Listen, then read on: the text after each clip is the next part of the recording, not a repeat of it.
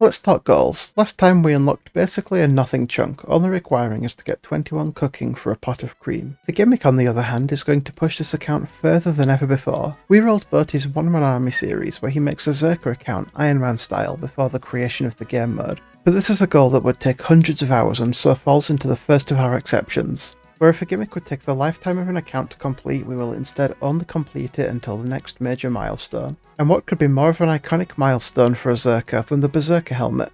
But this is where we come to the second exception, as there is obviously nowhere to get a Berserker helmet in the chunks we have unlocked, which means I am allowed to leave the chunks to complete the goal, with the caveat that I must do as little outside the chunks we have unlocked as possible, although I am able to keep anything I obtain in pursuit of the goal. This still means that any combat will have to be done within the chunk. And to give myself the best chance of success against Kosheli the Deathless, I will be going all the way to 43 prayer for protect from melee, and I'll be doing it all on chickens. And at this point I had a really funny idea. I want to be like, oh cool, look, there's a guy running past here, and then pretend to go back to training and get the final levels. But my inventory got way too full from random events. I mean, to the point where I started trying to get my cooking up, but the way I was having to run it was like, kill one chicken, ignore that. And like get the bones, just bury the butt.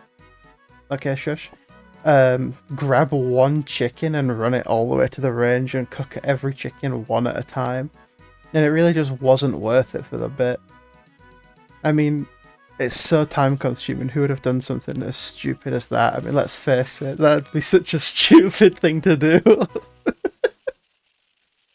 So that's all the skills we need. Let's go start the quest. So, Fremennik trials. I grouped the things we have to do into three categories. We've got Sigmund the Merchant and Swenson, who are both trivial. Swenson doesn't need anything special, and Sigmund only takes the coins we already have. Then there's a couple of notable ones. Marnie the Reveler will unlock us a tinderbox. Sigly the Huntsman has us kill the Dragon, and Pierre the Seer will give us a chance to bank our items, which we don't have access to yet, so that could be good for storing some cosmetics. The only thing is we won't be able to get them back out until we get a bank, so we have to be careful with what we put in there. And then there's three important steps. Olaf the Bard wants us to enchant a lyre. The best way to get a lyre without doing too much out of the chunk is to kill an NPC for it, which has a chance of dropping us some really useful items. Then we need a raw shark, sea turtle or manta ray to get it enchanted, and there is no good way of doing that. So we'll have to think of what's the least impactful thing to do. There's Thorvald the Warrior, the whole reason we trained up to 43 prayer, taking multiple hours of my life. And then there's making up the 78k for the Berserker helm at the end, which I thought I already had, but we're a couple of thousand short after Sigmund takes his cut for his part of the challenge. And without going back to chickens, because we have to sell the feathers outside the chunk anyway, we're probably going to find a ground item to hop and sell for coins, but it'll be interesting to see which. It's not that hard, it's just the final step of the challenge, so it's definitely important. Did you get all of that? I'd hope so, because we're just going to fully skip over Sigmund and Swenson. Like I said, literally nothing to it. So we're going to dive right into trying to get that lyre, and see what else we get on the way to work with for the rest of the quest. Ordinarily, you'd really be hoping to get the lyre as a first drop, but the longer this takes, the more chances we have at getting something interesting, so I'm kind of not wanting to get the lyre here. It's also a good test. A level 48 NPC is killable. I'm not chancing the hardcore. If we get down to like 10 health, I'm running. Which maybe it's time to say, this isn't a hardcore series. If the hardcore dies, the series will continue. Okay, you can definitely kill me. So we gotta bring food for a guy like that. I'm gonna go stock up on chicken. I think my only saving grace is because these guys have a chance to drop a weapon, and it's higher than the chance to drop the harp. So it's pretty likely we come out of this with a weapon, unless we get really unlucky and get lucky on the harp. Maybe I should safe spot him when I go to eat a little, just because it's so much damage I take while healing. And maybe I've practiced my flicking game.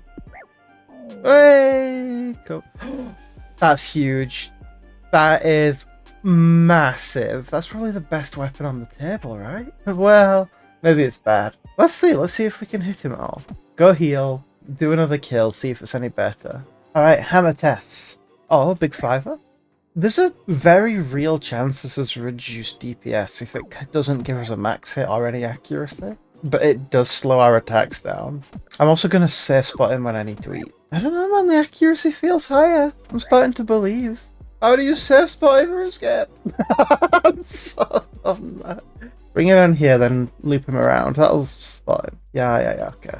It's still got to be better than eating right in front of his face. But it doesn't feel it. There's no way this hammer's better. I think I'm gonna unequip it. I don't believe in the hammer. It's really stylish, but it's so slow. Yeah, look at this. No, I was way off. The hammer's garbage. That is a vial. I don't think does anything for us. I'm just recording this clip in case I die. If you've seen it in the video, it's over. RIP me. And then I just don't die at the end of the clip. Nah, it's dumb. I'm not putting that in. I'm not putting that in the video. I'll put it in. That's not going in. Okay, it'll go in. Oh yeah, I said I was going to try flick one of these. Not this one, though. Maybe I'll try it. Right, I'm going to get to flicking. And if you hear anything from me, it's because something interesting happened, so make sure to look back at the screen. Okay, well, fuck the montage I had planned. I got the liar on the next kill. Okay. And now we know what we have to work with for the rest of the quest. I thought it'd be more impactful, to be honest.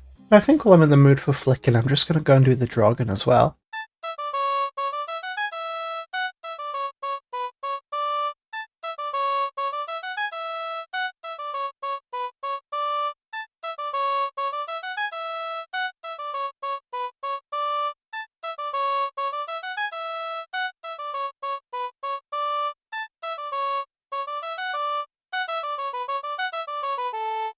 And after a short trip over to drain our mana for a tinderbox, we were able to secure another 2 votes by getting blackout fucking drunk in a bar. Honestly, the way all quests should be. We're at probably the most interesting part of this now, where we need to somehow source a raw shark. I'm hoping, from what I've seen on the wiki, that we can just go to Port Piscarilius. I don't know if X marks the spots required to get to Karend at all, or if it's just a requirement to start the quest chain there. So I'm off to go and see Veos, and he might be able to sort us out. Yeah, can I just travel? Port Piscarilius? Smile? Oh, I don't think he's gonna... You don't need X marks the spot! We can get a shark, nothing required! And then just in this shop here, we should be able to get a shark. Oh, this might be easy then. Frankie, you got a shark? It's that easy. Wow. I was sure we were going to have to do a quest. Okay, that's super not a problem then. Huh. Yeah, that's just changed what I thought was going to be one of the longer sections into one of the shortest. I mean, once this ghost enchants our harp, that's it. Section completed. Now this is the part I was the most unsure about. I think if we put the coins in the bank, we'll be able to get those out because they're required. Everything else will be lost though, including the tinderbox, which could come in handy. You know, if we leave the tinderbox outside... Yeah, speedrun. You know, let's just maybe reset the despawn timer on that, because I'm not riddling well. I will read the riddle. Okay, speed time. No. Search the southwestern cupboard. Search the unicorn head. Search the bull head. Search the southern chest. Search the northern bookcase. Use the red herring on the cooking range. Use the sticky red goop on the wooden disc. Open the trapdoor on the east side. Climb down the trapdoor. Use the 2 red discs on the abstract mural. My tinderbox! Return upstairs and use the bucket on the tap. Use the full bucket on the jug. Use the jug on the drain. Use the bucket on the jug. Refill the bucket. Use the bucket on the jug. Use the bucket on the chest with the scale. Fill the vase with water. Use the lid on the vase. Use the sealed vase on the frozen table. Use the frozen key on the cooking range. Climb down. Oh, I didn't get my tinderbox. My tinderbox! Get smuggled, idiot. That's +1 votes. And now, there was just one thing left to do. And while it was a man that entered that hall,